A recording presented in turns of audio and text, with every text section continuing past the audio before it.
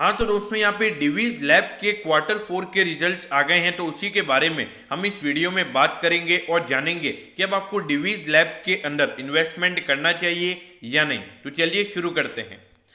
तो देखिए सबसे पहले अगर हम यहाँ पे डिविडेंड की बात करें तो 20 रुपीज़ का डिविडेंड यहाँ पे कंपनी ने रिकमेंड किया है, यानी कि अगर आपके पास 100 शेयर्स है तो आपको यहाँ पे 2000 रुपीज़ का डिविडेंड मिलेगा। अब इसके बाद अगर हम रेवेन्यू की बात करें तो पिछले क्वार्टर के कंपैरिजन में यहाँ पे कंपनी के रेवेन्यू में 5% का ग्रोथ हमको देखने को मिला है। अब उसके बाद अगर हम नेट प्रॉफिट की बात करें तो पिछले क्वार्टर के कंपैरिजन में यहाँ पे कंपनी का जो नेट प्रॉफिट है वो 6.8% बढ़कर 502 करोड़ का यहाँ पे कंपनी का नेट प्रॉफिट निकल कर आया है। तो देखिए क्वार्टरली बेसिस के हिसाब से ये ग्रोथ एकदम अच्छी है। अब इसके बाद अगर हम ईयर ऑन ईयर बेसिस यानी कि पिछले साल के जनवरी से मार्च वाले क्वार्टर से अगर हम रेवेन्यू को कंपेयर करें तो 23% की ग्रोथ हमको यहाँ पे कंपनी के टोटल रेवेन्यूज में देखने को मिली है। तो ऑल ओवर यहाँ पे ईयरली बेसिस पर भी अच्छी ग्रोथ हमको रेवेन्यू में देखने को मिल रही है। एट द एंड अगर हम ईयरली बेसिस पर कंपनी के नेट प्रॉफिट की बात करें तो वो यहाँ पे 29% बढ़कर 502 करोड़ का यहाँ पे कंपनी का नेट प्रॉफिट निकल कर आया है। तो ऑल ओवर अगर आप देखोगे कि जो अभी सुबह ग्लेनमार्क फार्मा के रिजल्ट आए थे तो उसके कंपैरिजन में यहाँ पे डिवीज लैब के रिजल्ट काफी अच्छे हैं। तो इसीलिए मेरे ख्याल से एज ए शेयर होल्डर ये जो रिजल्ट यहाँ पे कंपनी के आए हैं आपको ये रिजल्ट देखकर खुश होना चाहिए। अब ये देखिए 1,09,000 करोड़ का इसका मार्केट कैप है। इंडस्ट्री के पीई के कंपैरिजन में आपको प्रीमियम वैल्यूएशन पर मिल रहा है, लेकिन आपको पता होना चाहिए कि जो रिजल्ट में हमको ग्रोथ देखने को मिली है इससे कंपनी का अर्निंग पर शेयर बढ़ेगा और प्राइस टू अर्निंग रेशियो यहाँ पर हमको कम होता हुआ नजर आएगा।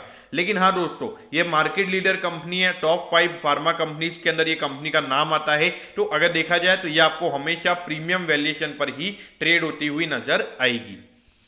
अब ये देखिए पिछले 4 साल से अगर आप देखोगे तो 2018 में थोड़ा सा कंपनी का रेवेन्यू कम हो गया था, बाकी हर साल यहाँ पे जो बिजनेस का रेवेन्यू है वो हमको बढ़ता हुआ नजर आ रहा है। अगर प्रॉफिटेबिलिटी की बात करें तो प्रॉफिटेबिलिटी भी यहाँ पर सिर्फ एक फाइनेंशियल ईयर में कम हो गई थी, बाकी हर फाइनेंशियल ईयर में यहाँ पे कंपनी की प्रॉफिटेबिलिटी हमको बढ़ती हुई नजर आ रही है। तो ऑल ओवर अगर देखा जाए तो कंसिस्टेंट ग्रोथ यहाँ पर हमको डिवीज लैब के अंदर देखने को मिल रही है। अब ये देखिए 4120 का इसका हाई है और 4120 पे ये शेयर भी ट्रेड हो रहा है और 4205 का इसका हाई है।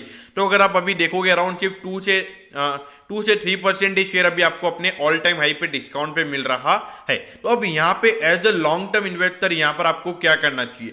देखिए मेरे ख्याल से जिन्होंने यहाँ पे लॉन्ग टर्म के लिए इन्वेस्टमेंट कर रखा है मेरे ख्याल से रही है, इसमें कोई इश्यूज नहीं है, क्योंकि एक मार्केट लीडर कंपनी है, लगातार इस कंपनी में अच्छी ग्रोथ देखने को मिल रही है और कंपनी के अगर हम मार्जिन की बात करेंगे तो वो भी लगातार इंप्रूव होते हुए नजर आ रहे हैं। तो as a long term investor इस स्टॉक को होल्ड करिए जिन्होंने लिया हुआ है, और जो लोग इन्वेस्टमेंट करना चाहते हैं मेरे ख्याल से हर डिप पे स्टॉक आपके रडार पर होना चाहिए, हर डिप पर इसको आपको बाइंग करनी चाहिए। लेकिन देखिए अगर आपको फार्मा कंपनीज में इन्वेस्टमेंट करना है तो ही इन्वेस्टमेंट कीजिए, ऐसा नहीं कि मैंने बोल दिया तो आपने इन्वेस्टमेंट कर लिया। अगर आपको फार्मा कंपनीज के बिजनेस पे भरोसा है, आपको ऐसा लगता है कि आने वाले 10 साल तक फार्मा कंपनीज अच्छा परफॉर्म कर सकती है, तो ये हम यहाँ पे इस जो सेक्टर है इस सेक्टर में इन्वेस्टमेंट कीजिए। तो दोस्तों मैं होप करता हूं कि आपको डिवीज लैब के Q4 के रिजल्ट्स के बारे में सब कुछ पता चल गया होगा। अगर आपकी कोई भी क्वेरीज है तो आप कमेंट कीजिए, मैं जरूर आपके कमेंट पर रिप्लाई करूंगा। ओके दोस्तों, thank you, have a nice day.